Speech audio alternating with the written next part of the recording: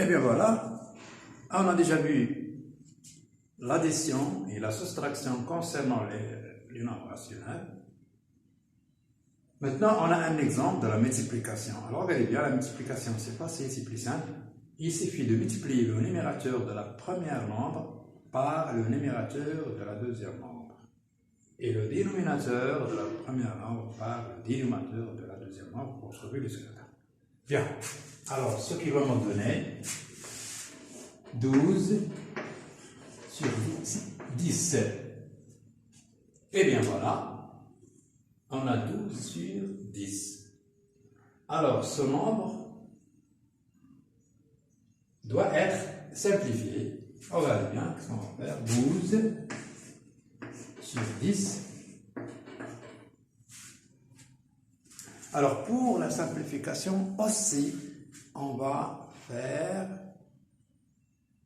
une séance tout simplement pour vous montrer les techniques et les méthodes techniques de la simplification. Alors, ou bien on cherche le plus grand diviseur commun pour simplifier ce nombre. Bien. Alors,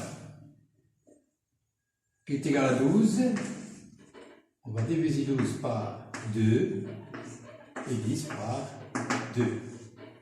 On va trouver ici 6 sur 5. D'accord? Ou bien on peut écrire comme ça 12 sur 10 égale. Alors, 12, on peut l'écrire sous forme d'un produit. 6 multiplié par 2. Et 10 aussi, on peut l'écrire sous forme d'un produit dans lequel on doit apparaître 2. Et 5 multiplié par 2.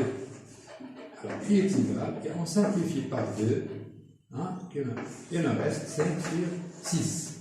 Et alors, ça, c'est 6 sur 5. Bien. Ça pour la multiplication. Voyons maintenant pour le quotient ou bien la division. Alors, j'ai déjà écrit un petit exemple ici. Donc, concernant la division, bien le quotient du nombre, de ces deux nombres, on peut dire on va la changer en une multiplication, mais dans une seule condition. D'accord? Alors, allez bien. On va prendre le premier nombre, égal. On va l'écrire tel qu'il est. Rien ne change. 3 sur 2. Et cette division, il va se changer en multiplication. Multiplié par, mais à quoi on doit la multiplier? On doit la multiplier par l'inverse de ce nombre. D'accord? Et l'inverse de ce nombre, c'est 4 sur 5.